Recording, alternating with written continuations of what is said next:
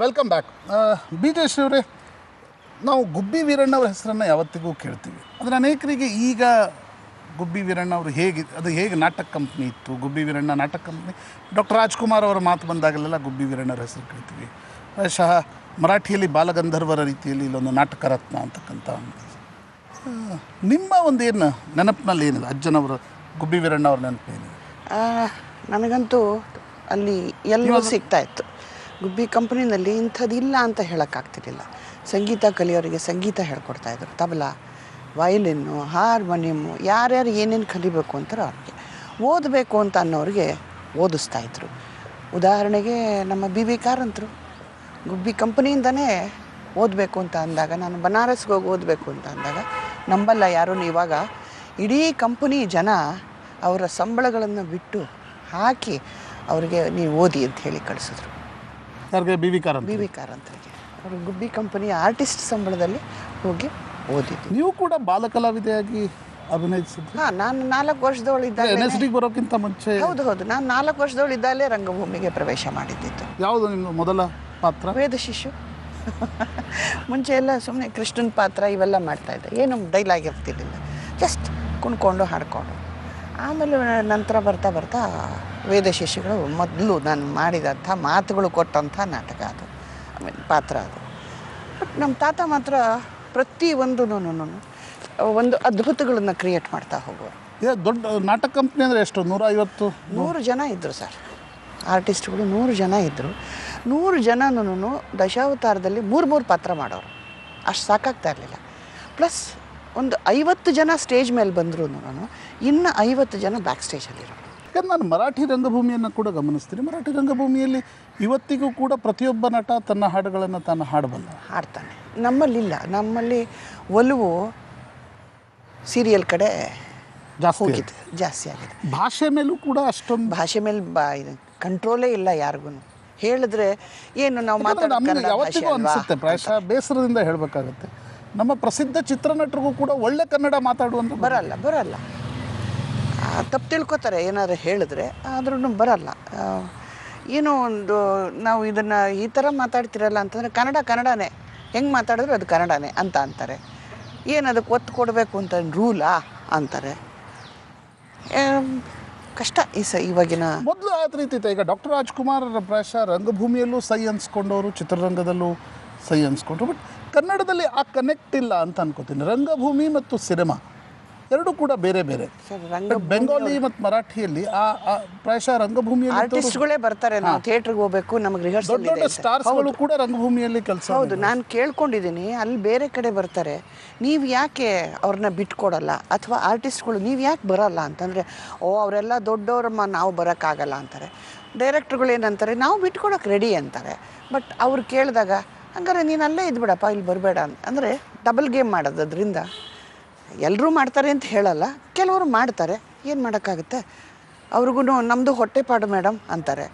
ಏನೂ ಗೊತ್ತಿಲ್ಲದಲೇ ನೀವು ರಂಗಭೂಮಿಯಿಂದ ಗೊತ್ತಿಲ್ಲದಲೇ ಅಭಿನಯ ಅನ್ನೋದೇ ಗೊತ್ತಿಲ್ಲದಲೇ ನೀವು ಸೀರಿಯಲ್ಗೆ ಹೋಗಿ ಅಲ್ಲಿ ಅಭಿನಯ ಮಾಡೋದ್ರಲ್ಲಿ ಅರ್ಥ ಇಲ್ಲ. ನೀವು ಬೆಳಿಬೇಕು, ಪ್ರೇಕ್ಷಕರನ್ನು ನೋಡೋರನ್ನು ಬೆಳೆಸಬೇಕು. ಮೂಲ ನಾಟಕಗಳು ಬರಬಹುದು. ನಿಮ್ಮ ಹಾಡಿನ ಜೊತೆ ಹೇಗೆ, ಹಾಡೆಲ್ಲಿ ಕಲ್ತ್ರಿ ನೀವು?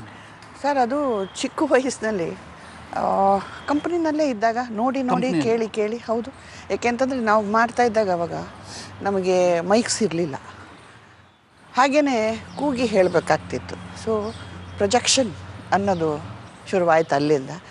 ಸೊ ನಮ್ಮ ತಾತ ಹೇಳ್ತಾ ಇದ್ದಿದ್ದೆ, ಅದು ನೀನು ಮಾತಾಡೋದು ಮುಂದುಗಡೆ ಕುರ್ಚಿ ಹಾಕ್ಕೊಂಡು ಕೂತವ್ರಿಗಲ್ಲ, ಅವರು ಪಾಸ್ ತೊಗೊಂಡು ಬಂದಿರೋರು, ಅವ್ರಿಗೆಲ್ಲ ನಾಟಕ ನಾವು ಮಾಡಬೇಕಾಗಿರೋದು. 4ನೇ ಕ್ಲಾಸು ಚಾಪೆ, 8ನೇ ಕ್ಲಾಸಲ್ಲಿ ಗಾಡಿ ಕಟ್ಕೊಂಡು, ಎತ್ತಿನ ಗಾಡಿ ಕಟ್ಕೊಂಡು ನಾಟಕ ನೋಡೋಕ್ಕೆ ರಾತ್ರಿಯೆಲ್ಲ ಕಾದು ಬರ್ತಾರಲ್ಲ, ಅವರಿಗೆ ನಾವು ನಾಟಕ ಮಾಡಬೇಕಾಗಿರೋದು, ಅವ್ರಿಗೆ ಕೇಳಂಗೆ ಮಾತಾಡಬೇಕು ಅಂತ. ಸೊ ಇದು ಕಲ್ಟಿವೇಟ್ ಆಯಿತು ಅಂತ ಧ್ವನಿ. ಹೌದು, ಮಾತುಗಳು ಜೋರಾಗಿ ಮಾತಾಡೋದು ಹೇಗೆ, ಮೆತ್ತಗೆ ಮಾತಾಡೋದು ಹೇಗೆ. ಶಾಸ್ತ್ರೀಯವಾಗಿ ಕಲ್ತ್ರ ನೀವು? ಖಂಡಿತ. ಯಾರ ಕಡೆ? ಚಿಂತನಪಲ್ಲಿ ರಾಮಚಂದ್ರ ರಾಯರು, ಕರ್ನಾಟಕ. ಮುಂಚೆ ನನಗೆ ಸಂಗೀತನ ಸಾರಿ ಗಮಪ ಅಂತ ಹೇಳ್ಕೊಟ್ಟವರು ಕಂಪ್ನಿನಲ್ಲಿ ಶಂಕರಪ್ಪನವರು ಅಂತ ಇದ್ದರು, ಪೆಟೀಲ್ ನುಡಿಸ್ತಾಯಿದ್ರು. ಆಮೇಲೆ ಮೇಡಮ್, ಈ ಒಂದು ಕಾರ್ಯಕ್ರಮವನ್ನು ನಾನು ನಿಮ್ಮ ಒಂದು ಹಾಡಿನ ಮುಖಾಂತರ ಮನಸ್ಸಿಗೆ ಖುಷಿ ಅನಿಸ್ತಕ್ಕಂಥ ಒಂದು ಹಾಡು? ಗಿರೀಶ್ ಕಾರ್ನಾಡ್ರ ಇದು ಹಯವದನ ನಾಟಕ. ಹೌದು, ಗಿರೀಶ್ ಕಾರ್ನಾಡ್. ಗಿರೀಶ್ ಕಾರ್ನಾಡ್ರದ ಹಯವದನ ನಾಟಕ. ತುಂಬ ಖುಷಿಯಾಗುತ್ತೆ. ಮತ್ತೆ ಅವರು ಈ ಥರ ನಾಟಕನೂ ಬರೀಲಿಲ್ಲ, ಈ ಥರ ಗೀತೆನೂ ಬರೀಲಿಲ್ಲ, ಅವರು ಸಾಹಿತ್ಯನೂ ಬರಲಿಲ್ಲ ಎಲ್ಲೂ. ಕಾರಂತರ ರಾಗ ಸಂಯೋಜನೆ ತುಂಬ ಖುಷಿ ಕೊಡುವಂಥದ್ದು. ನೀರಿನ ಮೇಲೆ ಚಿತ್ರ ಕೆತ್ತಲಿಕ್ಕಾಗೋದಿಲ್ಲ, ಆಗೋದಿಲ್ಲ, ಕತ್ತಿಯ ಗಾಯ ಮಾಡಲಿಕ್ಕಾಗೋದಿಲ್ಲ, ಆಗೋದಿಲ್ಲ, ಅದಕ್ಕೆ ನದಿಗೆ ನೆನಪಿನ ಹಂಗಿಲ್ಲ, ಹಂಗಿಲ್ಲ, ಹಂಗಿಲ್ಲ, ಹಂಗಿಲ್ಲ,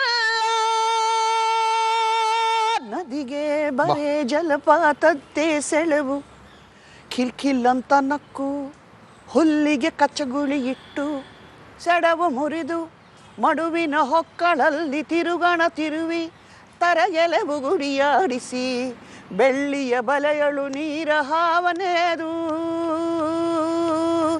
ಬೆಳ್ಳಿಯ ಬಲೆಯಳು ನೀರ ಹಾವನೇದು,